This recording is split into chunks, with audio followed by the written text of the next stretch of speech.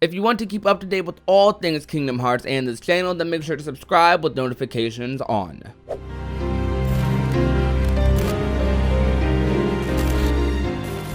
What is going on, ladies and gentlemen of YouTube? My name is Prodigy and welcome to another video on the channel. Today guys, we're going to be covering part 2 to the main Nomura interviews in the Days Ultimania. Days for the DS, not the 1.5 movie. In the last video, we learned a lot about Kingdom Hearts Days multiplayer, and we actually learned that it was the foundation for what the game was being built off of. They actually thought up the multiplayer first for Days before eventually going on to the main storyline about Roxas and his time in the organization. Everything else came after. The original concept was, alright, let's do a multiplayer Kingdom Hearts game. On top of some other interesting facts about Coded and Birth by Sleep and Days in general about how they came to be and who exactly came up with the ideas for those games. So if you want to watch that video, you have two options. You can click this card in the top right of the screen, or you can finish this video and then view that video at the end of this one. But we're going to go ahead and just get right into it. This video is going to be about Xion, one of my favorite characters in the Kingdom Hearts series. Easy top 3 for me. One of the most underrated characters. Though I don't know if I could say underrated anymore, because definitely after Kingdom Hearts 3, a lot of people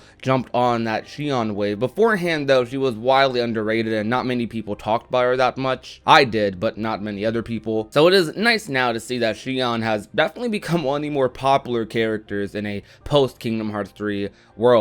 But let's see what they came up with for her character initially, and how she kind of came to be in general, because she was a character that was introduced in Days, wasn't teased in Kingdom Hearts 2 or anything. So let's go ahead and read what happened. How did you come up with Xion, who became such a key person in the storyline? We showed how Roxas left Organization 13 in Kingdom Hearts 2. At the time, as we were polishing off the Kingdom Hearts 2 project, we had assumed to a certain extent what Roxas's movements were during the time period when Days happened, and thought that Roxas definitely left the organization because of the influence of someone close to him, and we thought that someone should be a girl his own age. Flowing from that, we began to construct the storyline, beginning with Xion's existence. Who was it that gave Xion her name? That was Kanamaki-san, Tomoko Kanamaki, scenario writer. I admired the many meanings included in it and decided on it straight away. Kingdom Hearts scenarios are always written by many scenario writers,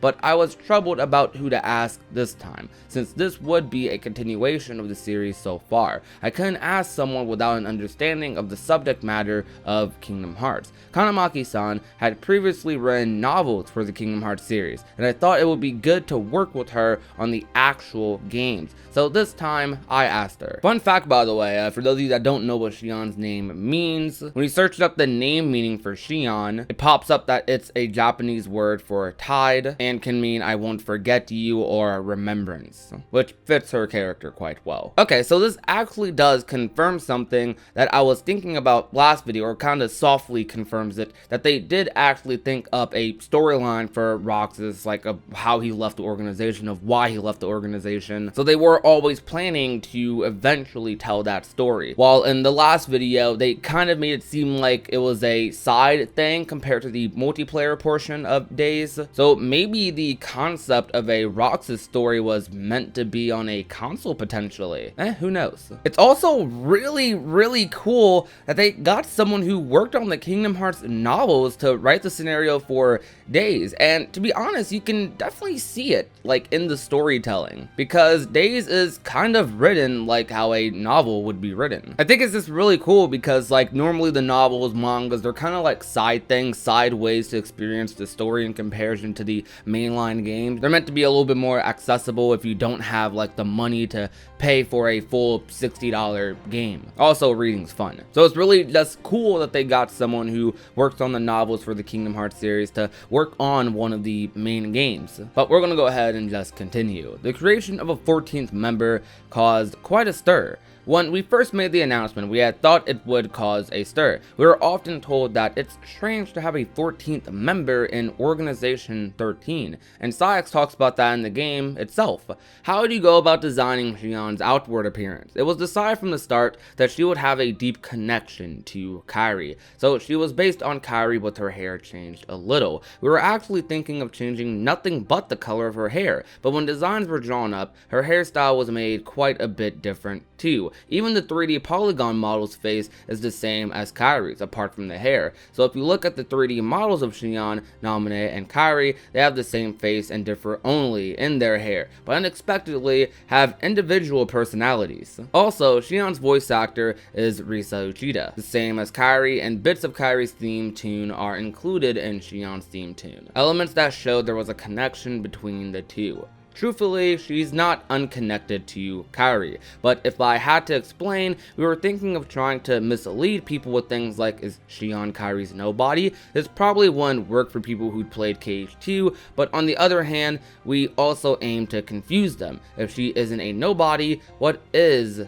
Xion? That was why we made her similarity to Kairi so strong. I really like that they pointed that out, because that's something the KH community talks about all the time, how Sora and like Kairi's nobodies are completely different from their characters, given it's because like they're so different, they were made so differently compared to other nobodies in the series. Because Sora didn't just have one heart inside him like most people would or should. Same thing with Kairi, kind of. Xion, Naminé, and Kairi are just completely different characters. It's also weird because I feel like Xion in Kingdom Hearts 3, given she doesn't have that much dialogue in that game, but mostly judging off of her battle quotes and just some of her lines, she seems a little bit more spunky, I guess you can say, than she is in Days. Naminé is very shy yet wise, similar to Ansem the Wise. And Nomura, this is one of the reasons the series is so convoluted and hard to get into. You went out of your way to try and confuse everyone. Was her true nature decided from the start?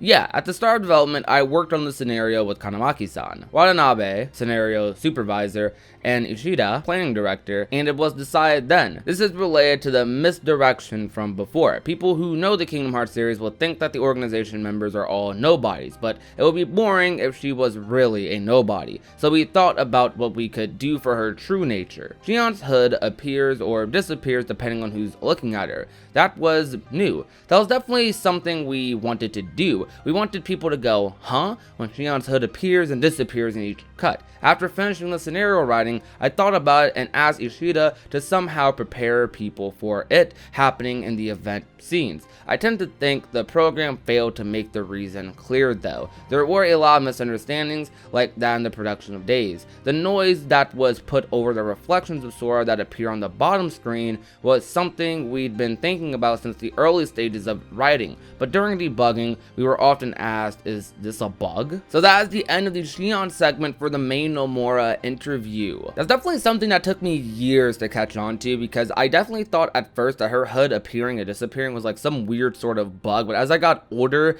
I realized like, oh wait, not everyone sees Xion the same. At least not right now, not when she first came about. Eventually they did see her the same way Roxas sees her, I think. But I think people definitely underrate how important Xion is to the Days story, and not just to Days, but to Roxas and Axel's character as a whole, because I feel like a lot of their foundation for their relationship is like from Xion in a lot of ways. I mean, yeah, Axel was the first person who ended up talking to Roxas, going out of his way to introduce him to like the way things worked, and instead of letting him just go to his room after every mission, was like, hey, you want to come out and get ice cream? But when Axel was gone and left to Castle Oblivion, Roxas didn't really have anyone. He was actually really depressed, but he did have Xion. And even though Axel was kind of weirded out that Roxas added another person to the group, he eventually warmed up to her as well, and they became such great friends. I feel like the whole story of Days is about the simplicity of friendship, but the things that make their friendship complicated is the fact that they're tied to the organization. And seeing them all just get separated after Kingdom Hearts 3, and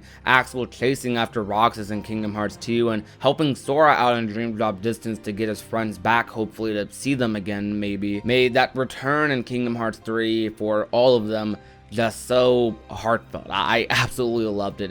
That's a cutscene I think I'm just gonna praise like forever. It's one of the best video game cutscenes to me like ever. Like, the entirety of Days is worth it just to experience that scene alone. And Xion is a part of what makes this trio so great. The best trio in my opinion. The most trio-like trio. And she may not be everyone's favorite, but she's definitely a character that's highly valued in the Kingdom Hearts series, at least to me. But that's gonna about do it for today's video though, guys. If you enjoyed, be sure to leave a like, share the video with a friend or family member, and last but not least, if you have not already and want to become a part of the union, all you have to do is hit that red little subscribe button down below. My name is Prodigy, and I will talk to you guys soon. Peace out.